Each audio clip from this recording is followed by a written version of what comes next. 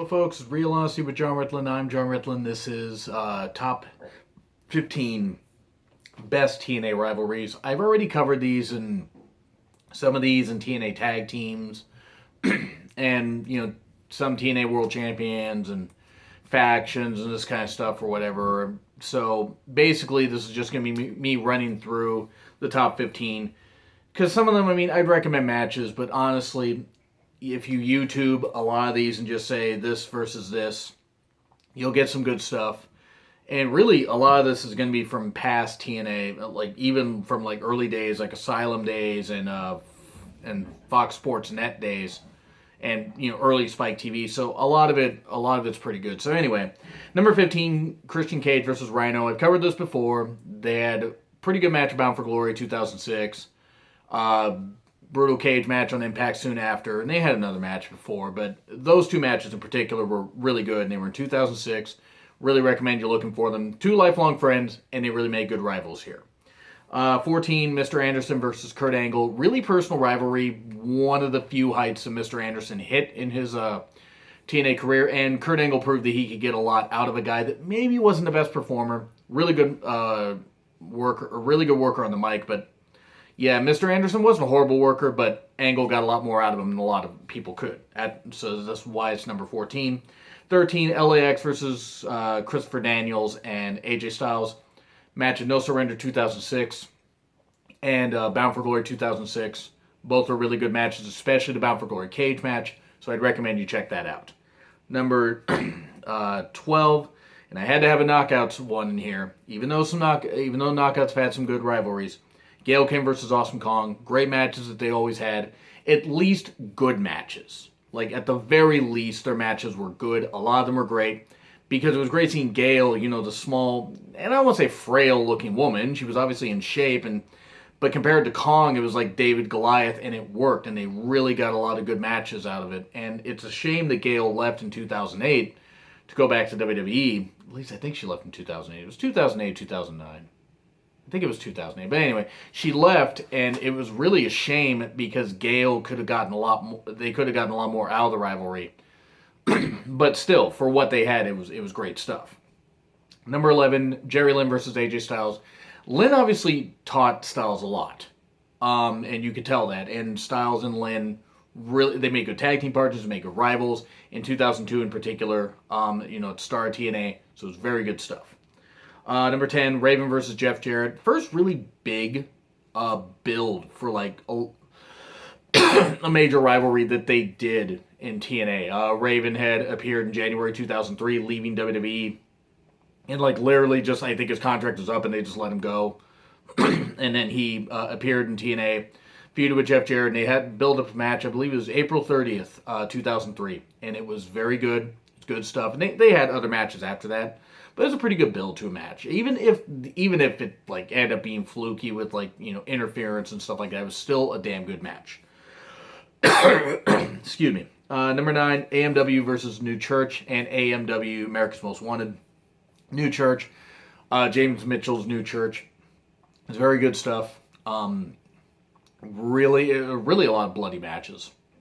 And New Church is an often forgotten about faction in TNA. I'm not sure I listed them in my favorite factions, but they were very good. They were short-lived, but they were very good. And America's Most Wanted, James Storm and Chris Harris, great tag team, and no doubt this is one of the rivalries that set them on a rise, like just through the ranks.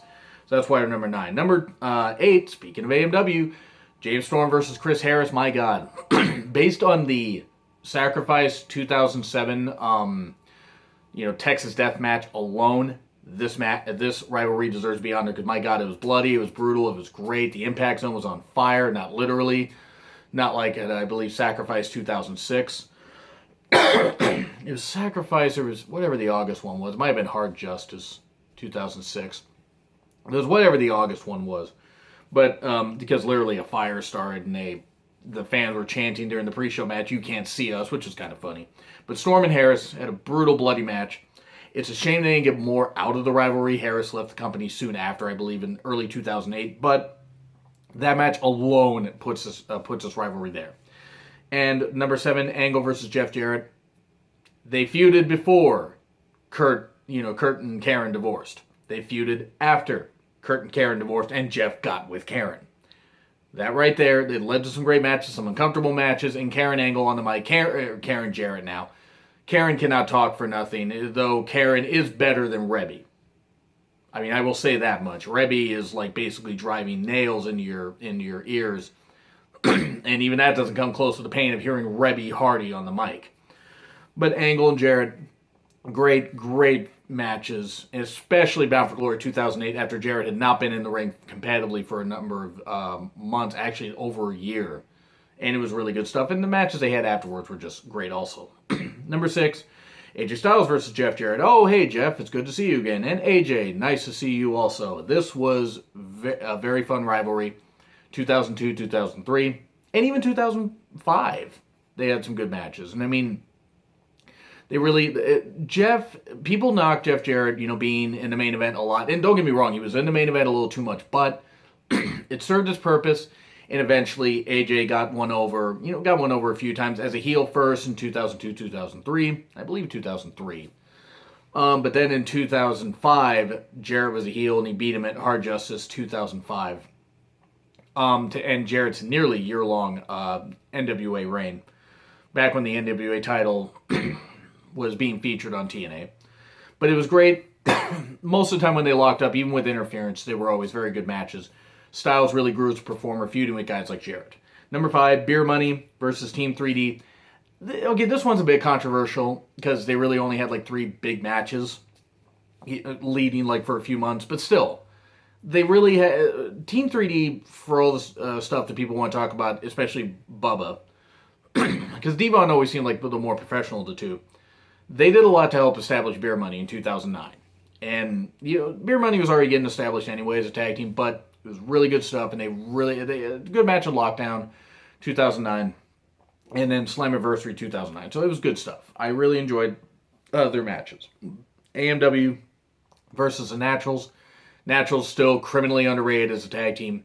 Very good stuff. Their matches in 2004, 2005 especially were very good, and I really wish the Naturals were talked about more because Chase Stevens and Andy Douglas were a great team and very good. And they got the most out of AMW and vice versa. So that's why you're number 4. Number 3, AJ Styles versus Christopher Daniels. Tag team partners or rivals, whether in the X Division or just a personal feud. They always had great stuff, great matches for a number of years, from 2005 on to like even, I believe, 2011 and 2012. Always good stuff, whether AJ was a heel and Daniels was a face, vice versa, whatever. Either one could play either role, and it was always magic. Daniels, especially as a heel, which is great because he could undercut Styles so well. So that's why it's here at number 3. Number 2, Angle versus Joe. This had to be here. I mean, sure, okay, maybe they faced off a few too many times and the matches got oversaturated, but especially their match at Lockdown 2008 was very fun. More MMA, grappling style where like they really, felt like they made the fans feel like they hate each other. It was top quality. It was one of the last matches that they had for a while. But that was like the cap off of their feud. It was like a year and a half that they had built this whole thing where they had feuded for a few pay-per-views and it had kind of gone away. And then they feuded again in August 2007. And then that kind of went away. And then they got to where they had that match at Lockdown 2008. They had other matches after that, but that was like the apex of it to me. Any other matches they had were still good, but that year and a half that they feuded off and on was really fun. And number 1, America's Most Wanted versus Triple X.